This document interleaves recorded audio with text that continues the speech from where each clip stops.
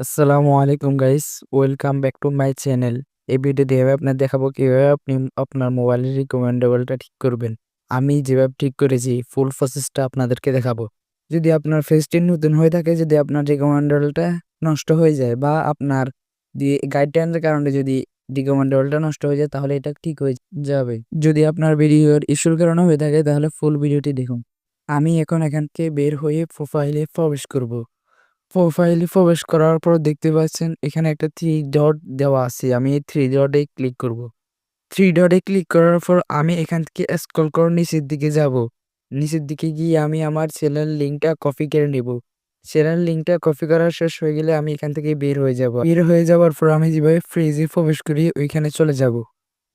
এইখানে যাওয়ার পর আমি স্ক্রল করে নিচের দিকে যাব। দেখতে পাচ্ছেন হেল্প সাপোর্ট। এই হেল্প সাপোর্টে আমি ক্লিক করব।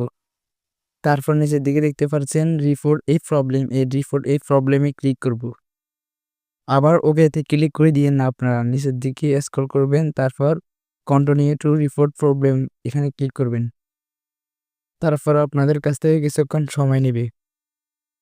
তো গাইস, এখানে আসার পর দেখতে পাচ্ছেন ইনক্লুড নামক একটা অপশন, আপনারা ওইখানে ক্লিক করবেন। দেখতে পাচ্ছেন এখানে অনেকগুলো অপশন, আপনারা কি বিষয় নিয়ে আবেদন করবেন। দেখতে পাচ্ছেন এখানে ফেজও লেখা রয়েছে। তারপর একটু স্ক্রল করে নিচের দিকে গেলে দেখতে পাচ্ছেন প্রোফাইলও লেখা রয়েছে। আপনারা চাইলে প্রোফাইল থেকে পেজ থেকে যেটা আপনার সমস্যা হয়েছে ওইখান থেকে আপনারা আবেদনটা করে নেবেন। আমি ফেজ সিলেক্ট করে দিয়েছি। এখন আমি এখানে একটা আবেদন করব। আপনারা আপনাদের মতো করে একটা আবেদন করে দিবেন। দেওয়ার পর আপনার ফেসটা ১ ঘন্টা পর বা ২ ঘন্টা পর বা ২ দিন পর ৩ দিন পর কিন্তু ঠিক হয়ে যাবে। এই আবেদনটা করার পর আপনারা শেষে দিয়ে লিঙ্কটা দিয়ে দিবেন। তো গাইস, আমি আমার পেজের লিঙ্কটা দিয়ে দিচ্ছি।